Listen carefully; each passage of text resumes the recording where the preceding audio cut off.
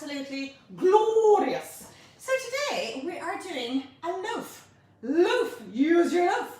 We're doing a cranberry and orange loaf. Now before you all say cranberry, are you freaking kidding me? In the summer, I'm going through my freezer, realize I have no raspberries. This is beautiful raspberry and orange loaf. It is divine as a blueberry and lemon loaf. But for today, to get rid of my cranberries, I'm doing a cranberry and orange loaf, and it is amazing for Christmas. So we are starting with dry ingredients first. So we have got 150 grams of bejeweled frozen cranberries. You can use frozen raspberries. You can use frozen blueberries. We have got 250 grams of plain flour, and I have put the zest of one orange grated on top. I have got 200 grams of caster sugar. I have a teaspoon of baking powder. So before I begin, in goes the flour, and then I'll talk about the wet ingredients. In goes the caster sugar. Please you go. In goes the baking powder. Just give it a stir, stir, stir, stir, stir, stir, stir, stir. In goes our bejeweled cranberries.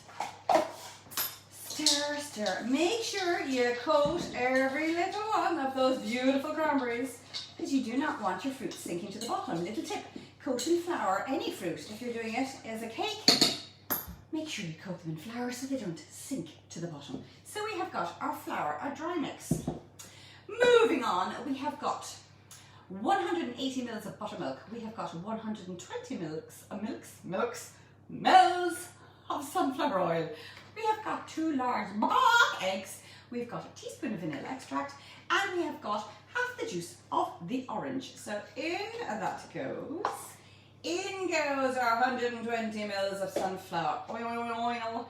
In goes our buttermilk. Get every last dribble out. In goes our eggs and our vanilla extract. Now you can see where this is going. In that, like that. Boom. Clean up. Done. So I have my wet ingredients. I'll give it a whisker, whisker, rooney. I have preheated my oven to, guess what? 180. So 180, this will take 50 minutes to bake in your oven. So I literally have the dry ingredients, the wet ingredients, and in they go. All the wet ingredients go into my dry, and I stir. Stir, stir, stir, stir, stir, stir. Nice until it's blended. Don't overmix. Just until all the flour has disappeared. We are nearly there. The smell, you have no idea what grated orange does for this. It is amazing.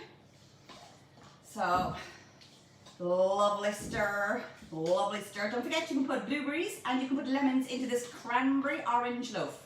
The reason I'm using the cranberries, as I said, I'm working my way through the freezer, and every mother out there, every Irish mammy, knows you work your way through the freezer until you go your shopping. So I'm making room in my freezer, and I'm getting rid of the cranberries that I had. So again, it can be used with frozen raspberries, blueberries. Can you see? Ta-da! In that goes into the oven. Stay with me. 50 minutes. Alexa, set timer for 50 minutes. 50 minutes. Starting now. And we have our cranberry loaf. Blue Peter moment. I have got 120 grams of icing sugar. The other half of the orange I used, I am going to use as my liquid for turning this gorgeous orange loaf into an extraordinary orange loaf. In goes the orange juice. I was going to do something savoury this morning because, you know, every morning I sort of wing it, and I said to myself, nah, I feel like a cranberry and orange kind of day because it has sunshine, and it was just that type of day where I just wanted something delicious for my coffee. So in this goes on top, and make sure it dribbles down the side. You don't want a neat cake when you're baking. You want a cake that just shows love. Now you can, if you wish, grate more orange on the top. but I love the taste and tang of the orange juice.